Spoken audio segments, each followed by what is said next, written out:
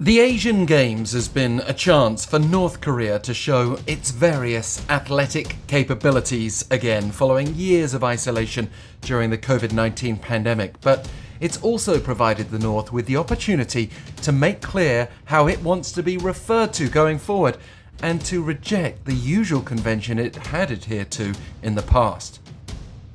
Cast your mind back to 2018 and the last edition of the Asian Games in Indonesia, where the two Koreas competed as one in several events. This time, in China, we've seen North and South compete against each other, but certainly not on the same team. And we've seen a significant attitude shift by North Korean representatives at the Games, particularly evident when communicating with South Korean reporters. For example, after North Korea's loss to the South in women's basketball, a South Korean reporter attending the post-match press conference asked a seemingly innocent question about the North Koreans' experience with the food and local support in China, but an official from the North sitting next to the coach intervened, not actually answering the question but insisting the reporter should apologize. The issue wasn't the question itself, but the way the reporter referred to the North Korean team, whose nation is officially called the Democratic People's Republic of Korea, or DPRK. We saw a similar flare-up at the press conference after the North Korean women's football team beat South Korea when the coach insisted it's not North Korea, it's the Democratic People's Republic of Korea. Let's get it right. Incidentally, when the Koreas competed together in Indonesia, they were simply known as Korea in both English and Korean, but since then, North Korea's moved towards a formal naming convention for both Koreas.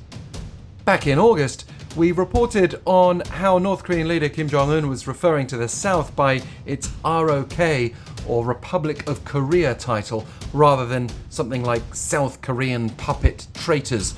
This shift might seem soft by comparison, but analysts think it shows how Pyongyang is viewing both countries as separate countries, distinct entities which may indicate that Pyongyang views the South in terms of state-to-state relations rather than considering it as a part of the North and not currently under its rule. And late last month, North Korean ambassador to the United Nations, Kim Sung, also called the South the Republic of Korea, even while claiming the North's southern neighbour is a colony of the US, which is in line with that puppet insult. So, North Korea's official references to the Republic of Korea are no accident, and it wants to be known as the DPRK in return.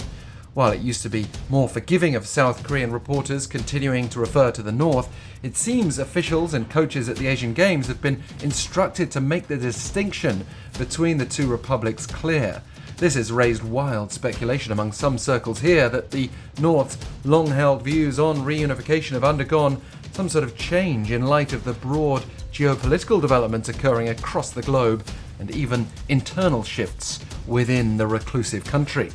What do you think about the North's latest move on names, and do you think the regime has moved beyond its reunification dream of taking control of the whole of the Korean peninsula under its communist banner? As always, we keep you abreast of all important events taking place in and around the Korean peninsula.